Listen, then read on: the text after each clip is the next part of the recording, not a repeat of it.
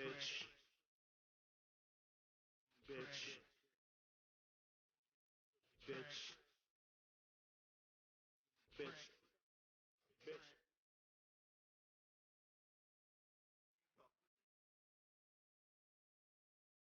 bitch, ass.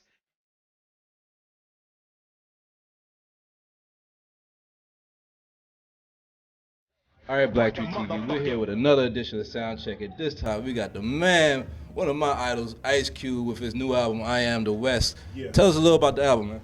It's just celebrating that West Coast sound that we all love. For a while, artists on the West, we've been trying to figure out what we need to do to get the attention that we think we deserve. But we don't need to do nothing but keep doing what we've been doing. You know what I mean? Keep giving people, what they expect from us, and keep doing good music, and all that take care of itself.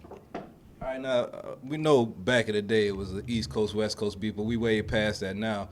I think we to the point where we could just say what makes the sounds different. Could you say some things that make, the sounds that come from the West a little different than the East? Could you just like give us some distinctions in the styles?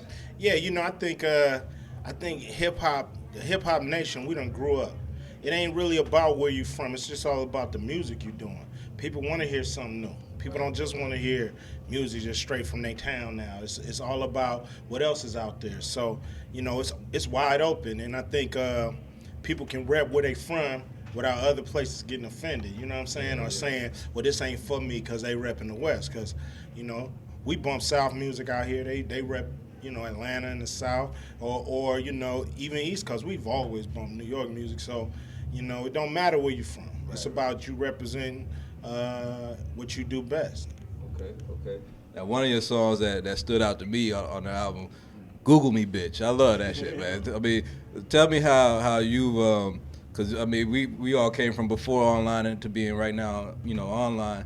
How has the internet affected your music at all, if it has? Well, you know what I'm saying? It's like when the internet first came out, I used to hate it because it was killing record sales. People was thinking that music is free, you know what I'm saying? And then we was teaching a generation that you don't even have to pay for music. Don't even get excited about it. Just download it. So I used to fight it. But now, since the mainstream done really turned off of hip hop, and now hip hop is back underground like it used to be, the internet is the best place really for new artists or for any artist to promote.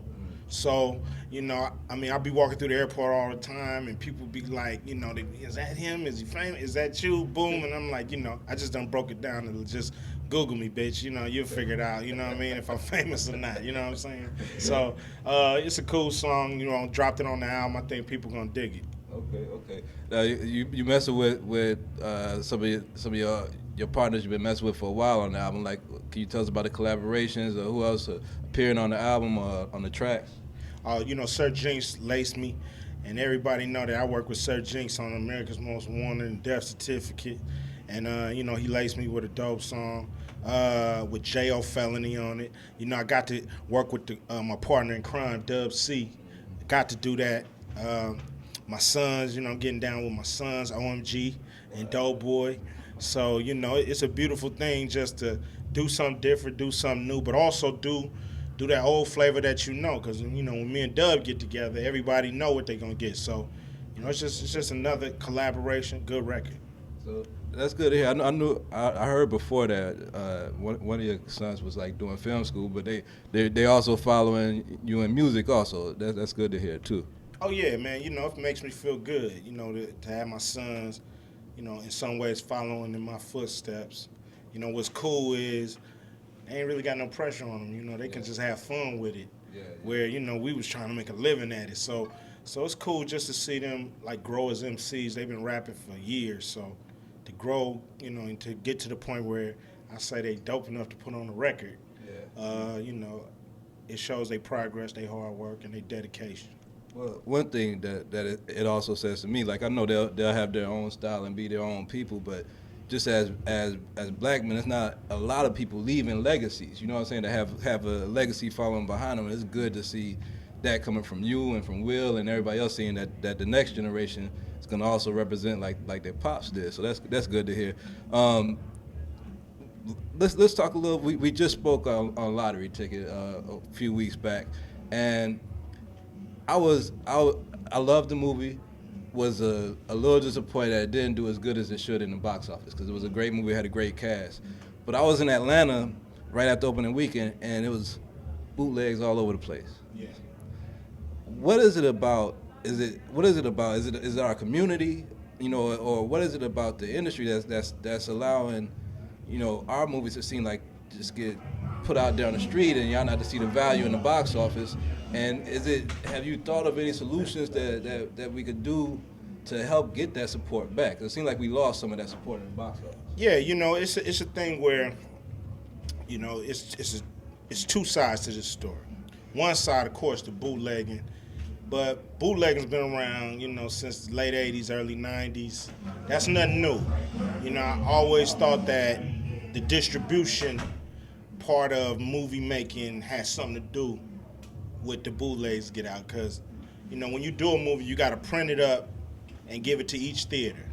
So it's perfect opportunity for somebody to run off a couple copies, run off a master, and then be bootlegging. So I don't know how you stop that, because of course they won't own up to it, and and the movie companies won't pressure them to get to the bottom of it.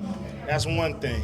What happened with Lottery Ticket was, by us doing that movie with Warner Brothers, they don't do a lot of black movies. So they didn't know that you can't just go on 1,900 screens and expect to have a crossover movie. Right. You know what I mean? We needed 2,300 to 2,500 screens for that movie to cross over, to make all the money it was supposed to make. So our theaters was busting at the seams, but it wasn't enough of them. You know what I mean? So that kind of hurt the movie. So that's the politics of the game.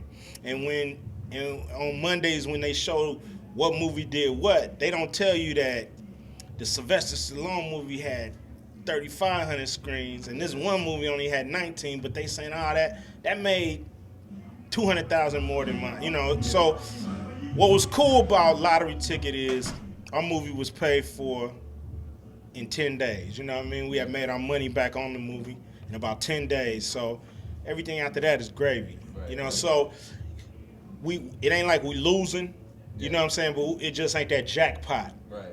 And it's because of those two things. It's the bootlegging, but it's also not having the theaters.